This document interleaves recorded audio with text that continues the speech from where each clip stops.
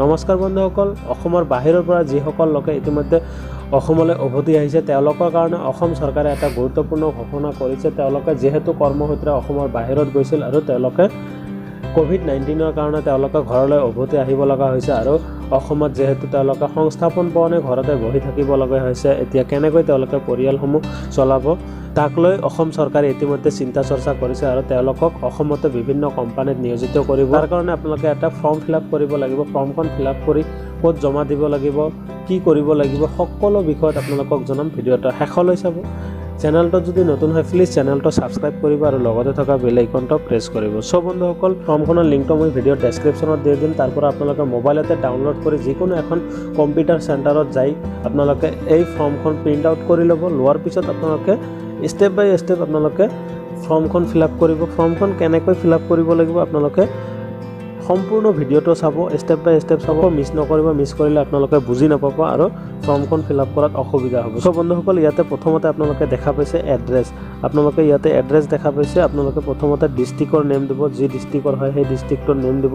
তাৰপিছত block name দিব, দিয়াৰ পিছত গ্ৰাম পঞ্চায়তৰ নেম দিব। তাৰপিছত ইয়াতে সব বন্ধুসকল 4 নম্বৰ অপশ্যনটো আপোনালোকে ইয়াতে দেখা পাইছে ৰেচিডেঞ্চিয়েল এড্ৰেছ আপোনালোকে ইয়াতে দিব লাগিব।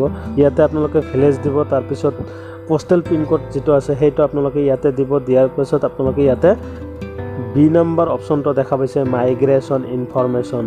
আপোনালোকে সম্পূৰ্ণ ভিডিঅ'টো চাব, অকণো মিছ নকৰিব। মিছ কৰিলে আপোনালোকে বুজি নাপাব। ইয়াতে দেখা পাইছে প্লিজ টিক মাৰ্ক, আপোনালোকে যিটো হয় সেইটো আপোনালোকে ইয়াতে টিক মাৰ্ক দিব। ইয়াতে প্ৰথম অপশ্যনটো আপোনালোকে দেখা পাইছে উইদিন আছাম আৰু 2 নম্বৰ অপশ্যনটো দেখা পাইছে আদাৰ ষ্টেট টু আছাম। আপোনালোকে যদি অসমৰ ভিতৰতে যিকোনো জিলাত আছিল, নিজৰ জিলাৰ পৰা বেলেগ জিলাত আপোনালোকে গৈ কাম কৰিছিল, তেতিয়াহ'লে আপোনালোকে ইয়াতে টিক মাৰ্ক দিব। আৰু যদি আপোনালোকে অসমৰ বাহিৰত হায়দৰাবাদে হওক, চেন্নাই হওক, তামিলনাডু হওক, য'ৰ ষ্টেটত যদি আপোনালোকে কাম কৰিবলৈ গৈছে তেতিয়াহ'লে আপোনালোকে ইয়াতে টিক মাৰ্ক দিব। দিয়াৰ পিছত আপোনালোকে চিম্পলি অলপ তলত দেখা পাব আপোনালোকে ইয়াতে উইদিন আছাম। যদি আপুনি অসমৰ ভিতৰতে যিকোনো ডিষ্ট্ৰিক্টত কাম কৰিবলৈ গৈছিল তেনেহ'লে এই ডিষ্ট্ৰিক্টৰ নাম, কোন ডিষ্ট্ৰিক্টত আপোনালোকে গৈছিল সেই ডিষ্ট্ৰিক্টৰ নেমটো ইয়াতে দি দিব। দিয়াৰ পিছত আপোনালোকে ইয়াতে দেখা পাইছে চিটি, টাউন, ভিলেজ যি আছে, যিটোৰ নাম আপুনি জানে সেই নেমটো আপোনালোকে ইয়াতে দি দিব। দিয়াৰ পিছত ইয়াতে 8 নম্বৰ যিটো অপশ্যন দেখা পাইছে, যদি আপুনি আদাৰ ষ্টেটত কাম কৰিবলৈ গৈছিল তেতিয়াহ'লে আপোনালোকে এইখিনি আপোনালোকে ফিল-আপ কৰিব নালাগে। আপোনালোকে এই 8 নম্বৰ যিটো অপশ্যন আছে সেইটো আপোনালোকে ফিল-আপ কৰিব। ইয়াতে আপোনালোকে দেখা পাইছে if other state to Assam mention the name of the state. যদি আপুনি বেলেগ ষ্টেটত কাম কৰিবলৈ গৈছিল তেতিয়াহ'লে আপোনালোকে ইয়াতে কোন ষ্টেটত কাম কৰিবলৈ গৈছিল সেইটো আপোনালোকে ইয়াতে দি দিব। দিয়াৰ পিছত ইয়াতে দেখা পাইছে মাইগ্ৰেশ্যন এড্ৰেছ। আপোনালোকে যদি অসমৰ বাহিৰত গৈছিল তেতিয়াহ'লে আপোনালোকে তাৰ এড্ৰেছটো ইয়াতে ফিল-আপ কৰি দিব লাগিব। ইয়াতে আপোনালোকে চিটি দিব। দিয়াৰ পিছত ৰিটাৰ্ণ ডেট, তাৰিখে আপোনালোকে বাহিৰৰ পৰা অসমলৈ উভতি আহিছে সেই ডেটটো আপোনালোকে ইয়াতে দি দিব। দিয়াৰ পিছত আপোনালোকে ইয়াতে দেখা পাইছে বেছিক ইনফৰমেশ্যন। বেছিক ইনফৰমেশ্যনখিনি আপুনি দিব। ইয়াতে আপোনাৰ ফুল নেমটো কেপিটেল লেটাৰত লিখি দিব। তাৰপিছত ফাদাৰ্ছ নেম দিব। দিয়াৰ পিছত ইয়াতে ডেট অফ বাৰ্থটো আপুনি দি দিব। দিয়াৰ পিছত চিম্পলি অলপ তলত আহিলে আপোনালোকে ইয়াতে দেখা পাব 13 নম্বৰ অপশ্যনটো আপোনালোকে ইয়াতে দেখা পাইছে। 13 নম্বৰ অপশ্যনত কৈছে যদি আপোনাৰ ডেট অফ বাৰ্থ নাজানে বা ডেট অফ বাৰ্থ নাই তেতিয়াহ'লে আপোনালোকৰ এজটো কিমান আছে, সেই এজটো বৰ্তমান এজ কিমান চলি আছে, বয়স কিমান চলি আছে, সেই বয়সটো আপোনালোকে ইয়াতে লিখি দিব। দিয়াৰ পিছত ইয়াতে 14 নম্বৰ অপশ্যনটোত মেল ফিমেল যি হয় সেইটো আপোনালোকে দি দিব। দিয়াৰ পিছত তাৰপিছৰ অপশ্যনটো আপোনালোকে ইয়াতে দেখা পাইছে আধাৰ কাৰ্ড নাম্বাৰ। যদি আপোনাৰ আধাৰ কাৰ্ড আছে তেতিয়াহ'লে আপোনালোকে ইয়াতে আধাৰ কাৰ্ড নাম্বাৰটো দি দিব। দিয়াৰ পিছত আপোনাৰ মোবাইল নাম্বাৰটো ইয়াতে ভুল নকৰিব। মোবাইল নাম্বাৰটো আপোনালোকে সুন্দৰকৈ দি দিব। দিয়াৰ পিছত 2 নম্বৰ অপশ্যনটো দেখা পাইছে জব কাৰ্ড ইনফৰমেশ্যন। যদি আপোনাৰ জব কাৰ্ড আছে তেতিয়াহ'লে আপোনালোকে ইয়াতে য়েছ বুলি দিব আৰু যদি নাই তেতিয়াহ'লে ন' বুলি দিব। দিয়াৰ পিছত আপোনালোকে ইয়াতে 17 নম্বৰ অপশ্যনটো দেখা পাইছে if Yes job card number. যদি আপোনাৰ জব কাৰ্ড আছে তেতিয়াহ'লে জব কাৰ্ড নাম্বাৰটো ইয়াতে দি দিব। দিয়াৰ পিছত 18 নম্বৰ অপশ্যনটো দেখা পাইছে ইফ ন'। যদি আপোনাৰ জব কাৰ্ড নাই তেতিয়াহ'লে are you interest to apply for job card. যদি আপোনাৰ জব কাৰ্ড নাই তেতিয়াহ'লে আপুনি জব কাৰ্ড এপ্লাই কৰাত ইণ্টাৰেষ্ট আছে নেকি। যদি আছে তেতিয়াহ'লে আপোনালোকে ইয়াতে য়েছ ক্লিক কৰিব আৰু যদি নাই তেতিয়াহ'লে নট ক্লিক কৰিব। নট ক্লিক কৰাৰ পিছত আপোনালোকে ইয়াতে দেখা পাইছে head of the house hold information. যদি জব কাৰ্ডত আপুনি এপ্লাই কৰে তেতিয়াহ'লে আপোনালোকে এইখিনি ফিল আপ কৰিব লাগিব। ইয়াতে কি কি আছে আপোনালোকে ভালকৈ চাই লওক। আৰু ফিল আপ কৰি লওক। ইয়াতে দেখা পাইছে head of the house hold name, আপোনাৰ মুৰব্বীজনৰ নেমটো ইয়াতে লিখি দিব। দিয়াৰ পিছত ইয়াতে তাৰপিছত দেখা পাইছে কেটাগৰীত আপুনি টিক মাৰ্ক দিলে হ'ব।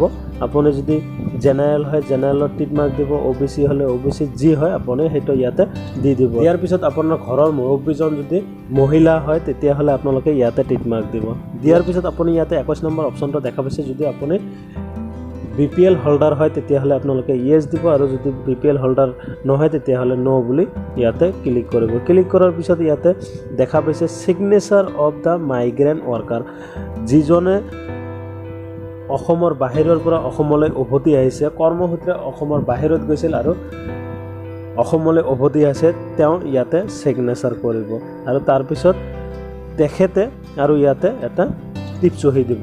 টিপচহী দিয়াৰ পিছত চিম্পলি তলত দেখা পাইছে 22 নম্বৰ অপশ্যনটো দেখা পাইছে নাম্বাৰ অফ ফেমিলি মেম্বাৰ্ছ, কিমানজন ফেমিলি মেম্বাৰ আছে আপোনাৰ সেইটো ইয়াতে লিখি দিব। দিয়াৰ পিছত ইয়াতে দেখা পাইছে ফেমিলি ইনফৰমেশ্যন, ফেমিলি ইনফৰমেশ্যনত আপুনি ইয়াতে যিকেইজন ফেমিলি আছে সেইকেইজনৰ নেমটো ইয়াতে লিখিব। লিখাৰ পিছত আপুনি ইয়াতে এইসমূহ দি দিব, যাৰ যি বয়স আছে সেইটো ইয়াতে লিখি দিব। দিয়াৰ পিছত জেণ্ডাৰটো দিব, পুৰুষ মহিলা যি হয় সেইটো ইয়াতে দি দিব। দিয়াৰ পিছত ইয়াতে দেখা পাইছে এই অপশ্যনটো দেখা পাইছে যিকেইজন ফেমিলি মেম্বাৰ আছে সেইকেইজনে বৰ্তমান কি কৰি আছে, তেওঁলোকৰ প্ৰফেশ্যন কি, তেওঁলোকে বৰ্তমানৰ কাম কাজ কি কৰি আছে, জব কৰি আছে নে তেওঁলোকে কিবা অন্য ষ্টুডেণ্ট হয়, সেইসমূহ ইয়াতে দি দিব আপোনালোকে। দিয়াৰ পিছত আপোনালোকে চিম্পলি তলত আহিলে আপোনালোকে ইয়াতে দেখা পাইছে বেংক ইনফৰমেশ্যন, এইখিনি বস্তু আপোনালোকে ভালকৈ ফিল আপ কৰিব, মনোযোগেৰে ফিল আপ কৰিব। বেংক ইয়াতে 24 নম্বৰ অপশ্যনটো আপোনালোকে ইয়াতে দেখা পাইছে bank account number of the head of house hold, ইয়াতে আপোনালোকৰ যিজন ঘৰৰ মুৰব্বী আছে তেখেতৰ একাউণ্ট নাম্বাৰটো ইয়াতে দি দিব।